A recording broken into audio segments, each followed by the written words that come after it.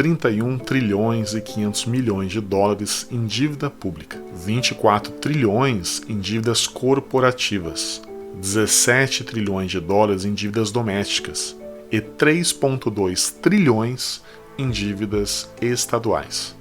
O que todos esses números enormes significam? Eles representam a dívida dos Estados Unidos. Uma pequena, mas importante parte da dívida global. Mas o que isso realmente significa para nós, para o nosso futuro e para a economia global? O mundo agora tem uma dívida aproximada de 300 trilhões de dólares. Isso inclui desde os trilhões em títulos do governo dos Estados Unidos até os 500 dólares devidos no cartão de crédito de alguém. Uma quantidade enorme de dinheiro que está sendo emprestado para realizar atividades econômicas. Em média, cada pessoa no mundo deve cerca de 40 mil dólares. Isso é preocupante, considerando que a produção per capita média é de pouco mais de 10 mil dólares. Então, como lidamos com essa situação? O que os economistas têm a dizer? As opiniões variam bastante. Alguns dizem que não há nada com que se preocupar, enquanto outros acreditam que isso pode desencadear um fim da economia global como a conhecemos. Mas a realidade provavelmente existe em algum lugar entre esses dois extremos. A maioria dos economistas sensatos estão preocupados com os níveis de dívida, mas acreditam que isso é sustentável desde que algumas coisas não deem errado. A dívida em uma escala global é diferente da dívida em um nível individual. Quando o indivíduo toma dinheiro emprestado, ele deve a uma entidade externa, mas quando a economia global toma dinheiro emprestado, está essencialmente tomando dinheiro emprestado de si mesma no futuro. Vamos simplificar.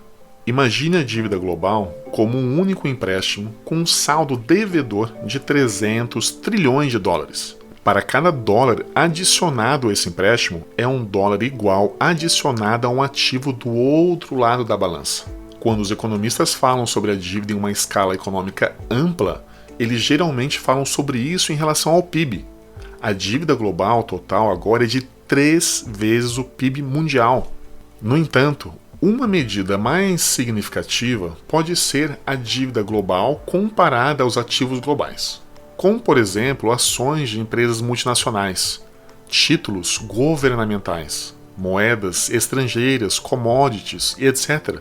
Pois bem, em 2021, os ativos globais totais, que incluem tudo, desde casas, as ações e criptomoedas, valiam cerca de 1 quatrilhão de dólares americanos. Isso significa que o patrimônio líquido do planeta, após subtrair a dívida global, é de cerca de 700 trilhões de dólares. Por mais tranquilizador que isso possa parecer, a realidade é que os valores dos ativos são muito difíceis de calcular com precisão. Além disso, a relação entre a dívida e o PIB ainda é importante. Estamos falando da Islândia. Em 2008, estava no meio de uma enorme crise financeira. Seus 3 maiores bancos, que juntos eram várias vezes o tamanho da economia do país, entraram em colapso. Isso deixou a Islândia com uma dívida massiva e sua economia foi para uma verdadeira queda livre. Mas a Islândia não adotou o caminho tradicional para lidar com a crise. Em vez de resgatar os bancos, como os Estados Unidos já havia feito, ela deixou-os falir. O governo assumiu o controle e garantiu que os depositantes domésticos fossem protegidos. Mas os investidores estrangeiros, que tinham tomado os maiores riscos e lucrado enormemente nos anos de boom, foram deixados para suportar o peso das perdas. Além disso, o país impôs controles de capital rigorosos, restringindo a capacidade de investidores estrangeiros retirarem seu dinheiro do país. A Islândia também deu um novo foco à sua economia, concentrando-se na pesca, energia geotérmica e turismo em vez de serviços financeiros. Não foi uma recuperação fácil. Houve muitos anos de severidade e sacrifício.